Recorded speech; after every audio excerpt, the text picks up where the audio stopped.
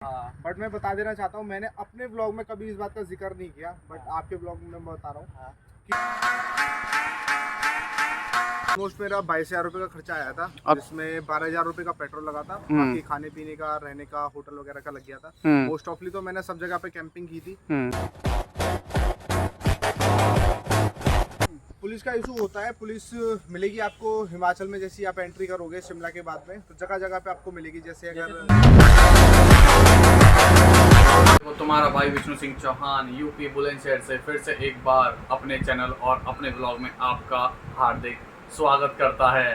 तो जैसा कि मैंने आप सबको बताया था कि आज मैं आपको एक नई वीडियो के साथ मिलूंगा। और भाई जैसा कि मैंने आप सबसे कहा था कि मैं अपने भाई से मिलाऊंगा तुम्हें, और आप सब उसे जानते भी हो पहले से भी। और मेरे भाई का नाम है मोहित राठी। Hello everyone.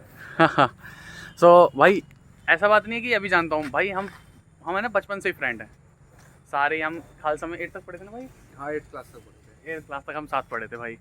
और दूसरी चीज़ ये भी है कि हमारी बॉन्डिंग बाद में भी बढ़ गई है, पढ़ने के बाद भी हमारी काफ़ी बॉन्डिंग रही है। उसके बाद भाई यार तो फेमस हो ही गए, आप जैसे को पता ही है। कहीं नहीं भाई, सब ऐसे ही है। तो भाई मैं ही कुछ जानना चाह रहा था, जैसे जो कि आपने ना इंस्टाग्राम पे बताया ना यूट्यूब पे बताया कि किस बात को फॉलो करें जो कि यूट्यूब पे जाए पब्लिक, या यूट्यूब पे जाए सारे जो भी जाना चाहता है। जैसे कोई अगर यूट्यूब पे हाँ, वीडियो यूट्यूब पे वगैरह बनाना चाहता है, चाहे सबसे पहले क्या फॉलो करेगा? फॉलो कुछ नहीं, सबसे पहले अपना मेन चैनल बना लो यूट्यूब के लिए। हाँ फिर उसके बाद में कोई एक मेन कंटेंट होता है कि कंटेंट किस चीज़ के ऊपर आप हाँ, वीडियो यूनिक बनाओगे। कंटेंट होना चाहिए अपना। मैंने भी हाँ। जब आपसे मैंने पूछा था तो आप ये भी कह रहे थे कि यार ये अपना यूनिक कंटेंट रख। हाँ, कुछ अलग होना चाहिए, ये नहीं कि सब जैसे नॉर्मली कर रहे हैं उसकी तरह हो। कुछ हटके होना चाहिए, पब्लिक को चैलेंजिंग लगे, हाँ। जो हर कोई नहीं कर सकता वो चीज़ आप करो, और जब भी आपको सक्सेसफुल हो पाओगे आप यूट्यूब पे। हाँ। क्योंकि अगर आप यूट्यूब पे चैनल देखोगे, पता नहीं कितने लाखों लोग बना रहे हैं। हाँ। तो सबका वही चलता है कि कॉपी कॉपी करके ना। हाँ, यही बात है भाई। और भाई मुझे एक चीज़ और बताओ आप कि क्या कहते हैं आपकी ज़िंदगी में, लाइफ में कोई गर्लफ्रेंड है बिना है? है? ऐसा कोई सिस्टम नहीं है अभी नहीं है? अभी सीधी शादी करोगे? है फिलहाल अभी फोकस है पूरा मेरा करियर पर है? पूरा करियर पे ही है, अभी यही देखना है, ये सारी चीजें बात है। अभी ऐसा कुछ अपने भाई यार का तो बता सकता है तो। ना ना, अभी ऐसा कुछ नहीं है। अभी कुछ नहीं है? बस सख्त लौंडे हैं। अभी तक लड़का। जैसा कि आपको बता दिया, आपके काफ़ी कमेंट्स थे कि पूछना मैं और भी बहुत सारे क्वेश्चन पूछने वाला हूँ। तो भाई दूसरा क्वेश्चन इनका, मेरे जो फ्रेंड्स हैं और मेरे दोस्तों का ये था कि जो आप गए थे आप लद्दाख, तो उसमें आपका जो खर्चा था वो कितना आ गया था? ऑलमोस्ट मेरा 22,000 रुपये का खर्चा आया था, जिसमें 12,000 रुपये का पेट्रोल लगा था, बाकी खाने पीने का, रहने का, होटल वगैरह का लग गया था। मोस्ट ऑफली तो मैंने सब जगह पे कैंपिंग की थी, बट ये कि जैसे कश्मीर में आया था, जम्मू में आया था, तो उस साइड में कैंपिंग नहीं हो पाई पॉसिबल, तो मैंने वहाँ पे आके फिर होटल लिया था। देन अगर हम बात करें पेट्रोल की, तो ऑलमोस्ट मेरा 12,000 रुपये का पेट्रोल लगा। यहाँ से लेके शिमला तक तो ऑलमोस्ट मैं 900 रुपये में पहुँच गया था, मेरे को इतना इशू नहीं हुआ। लेकिन उसके बाद में जो चढ़ाइयाँ स्टार्ट हुई हैं, फिर मैं खारदुंगला गया हूँ और भी काफ़ी सारे पासेस थे। हाँ हाँ। वो करने के चक्कर में पेट्रोल बाइक ने बहुत पिया। फिर जो इसका एयर फिल्टर था बाइक का, मेरे को वो भी निकालना पड़ा, एयर फिल्टर भी। अच्छा, एयर फिल्टर खराब हो गया था? खराब नहीं हुआ था, वो सिर्फ ऑक्सीजन की कमी हो रही थी, तो मैंने वो निकाल दिया। अभी तक मैंने वो लगाया भी नहीं है। यही है भैया बाइयर की बाइक जो लद्दाख हो क्या ही है, देख रहे हो ना? बोर्ड था ना अभी जो इसका आता है लगा हुआ बॉडी पार्ट, वो भी निकाला हुआ टायर तो है। नए डलवा के ले गए हैं? हाँ, दोनों टायर नए थे ऑलमोस्ट। आगे वाला टायर भी नहीं आया था, पीछे वाला टायर टोटल नया कितनी था। चली है? टोटल चल गई है ऑलमोस्ट 3500 से 4,000 किलोमीटर के समथिंग में चल गई है। मैंने अभी एग्जैक्टली कैलकुलेशन नहीं किया क्योंकि काफ़ी बिजी चल रहा हूँ जल्दी से, बट ये कि 3500 से 4,000 किलोमीटर आराम से चल गया। काफ़ी लोग ये भी कहेंगे कि लद्दाख तो यहाँ से सिर्फ 1200 कुछ किलोमीटर है, बट अगर हम बात करें, आप यहाँ से जाओगे तो वो मनाली वाला रूट आपको दिखाता है अटल टनल से होता हुआ, और वो सिर्फ आपको ये दिखाएगा कि आप लद्दाख आ गए हो, दैट्स इट। अगर जो मैंने किया था स्पीति वैली काजा भी किया, जो 500-600 किलोमीटर ऑलमोस्ट एक्स्ट्रा पड़ता है। देन उसके बाद मैं अटल टनल होता हुआ लद्दाख गया हूँ। फिर लद्दाख में जाने के बाद मैं पेंगोंग लेक भी गया हूँ, जो ऑलमोस्ट 250 किलोमीटर पड़ता है वहाँ से। फिर वापस हमें ले आना पड़ता है। नुब्रा वैली भी गया। तो ऐसे करके ऑलमोस्ट 3500 से 4,000 किलोमीटर समथिंग मैंने बाइक को चलाया। और मतलब कोई पुलिस का इशू भी रहता है रास्ते में कहीं? पुलिस का इशू होता है, पुलिस मिलेगी आपको हिमाचल में, जैसे आप एंट्री करोगे शिमला के बाद में, तो जगह जगह पे आपको मिलेगी। जैसे अगर तुमने यूपी की स्टेट चेंज करी थी, कुछ फर्क पड़ा इस चीज़ का? नहीं, ऐसे कुछ नहीं हुआ। पहाड़ में बंदे बहुत फ्रेंडली है, इतना कोई ज़्यादा आपको फोर्स नहीं करेंगे कि यहाँ क्यों आए हो, कैसे आए हो, क्या करने के लिए आए हो। वहाँ मोस्ट ऑफ सबको पता है जब यहाँ आए हो तो भाई टूरिस्ट हो, और वहाँ पे बाइकर्स का बहुत ज़्यादा क्रेज है। और मैंने जैसे कि अपने बोर्ड पे लगाया हुआ था बुलंदशहर टू लद्दाख, तो सब देख के समझ जाते हैं कि भाई बाइकर है और कैमरा वगैरह लगा हुआ है, तो समझ जाते हैं। बाकी ये है कि नॉर्मली चेकिंग वगैरह तो ऐसा नहीं हुआ अभी तक मेरे साथ में, बट ये कि आपसे पूछा जाता है कि किधर से आए हो, अभी नेक्स्ट आप कहाँ पे जाने वाले हो, तो इस तरह के कुछ क्वेश्चंस होते हैं पुलिस वालों के। वो भी इसलिए होते हैं क्योंकि वहाँ पे अगर आप स्पीति जाओगे तो तिब्बत बॉर्डर लग जाता है, अगर आप लद्दाख जाओगे तो चाइना बॉर्डर लग जाता है और पाकिस्तान बॉर्डर भी लगता है उधर से, तो वो थोड़ा इस रीज़न की वजह से पूछते हैं। मतलब कि जब रात में आपने मैंने देखा था एक व्लॉग आपका, उसमें आपने टेंट लगा के अपना कैंप लगा के रात भर वहीं काटी थी। अब वो पेंगोंग लेक पे मैंने काटा था टाइम। तो भैया डर ना लगा क्या? नहीं, डर वर का तो ऐसा कुछ क्योंकि नहीं बराबर है। में इतनी बड़ी खाई भाई और डर आवाज़ ही तो आ रही होंगी भाई। आवाज ऐसा कुछ नहीं है। अब ये कि बुलंदशहर उत्तर प्रदेश तो भाई खैर जहाँ से रहने वाले हैं वो जगह इतनी दमदार है, तो फिर कहाँ जाके डर क्या लगने वाला है। ये ऐसा तो कुछ खैर नहीं है है। भाई, ये तो खैर है। बाकी ये एक्सपीरियंस मेरा काफ़ी ज़्यादा अच्छा रहा। हाँ। अगर आप लोग भी जाना चाहते हो तो आप लोग भी जा सकते हो। हाँ। काफ़ी कुछ चीज़ें ऐसी हैं जिनका आपको ख्याल रखना पड़ेगा। पानी ज़्यादा साथ में रखना, और आप पेट्रोल के लिए कुछ जेली कैन वगैरह रखना अपने साथ में। देन अपने खाने के साथ में कुछ ज़रूर लेके जाना।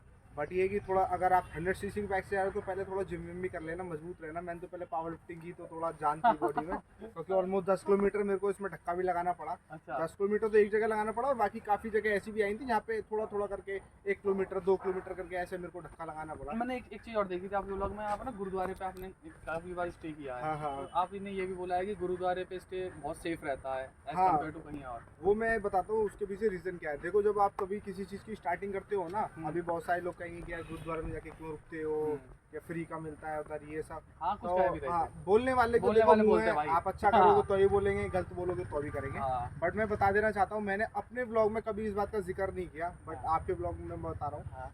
कि जब भी मैं किसी गुरुद्वारे में जाता हूँ तो जितना ही मेरे से बनता है, अगर मेरे पे 50 रुपये हैं, 100 रुपये या 200 रुपये, जितने ही मैं दे पाता हूँ, जितनी मेरी कैपेसिटी होती है, मैं उतना गुरुद्वारे में देता हूँ। क्योंकि बेसिकली जितने भी गुरुद्वारे आपको मिलेंगे सब में फ्री होता है रहना, और लंगर मतलब प्रसाद होता है, वहाँ पे आपको प्रसाद मिलता है।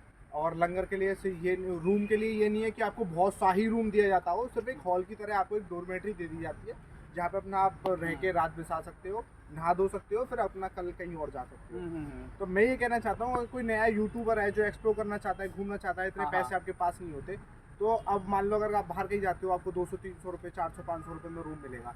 आप 100-200 रुपये लो, गुरुद्वारे में जाओ, आपका एक चढ़ावा भी हो जाएगा कि भाई मैंने अच्छे काम के लिए चढ़ाए। और जब वो जगह बनी है इसलिए है तो आप उसका यूज़ करो ना। फिर वो ये तो है नहीं कि उन्होंने खाली बनाया है और वो ऐसे ही रखने के लिए बनाया।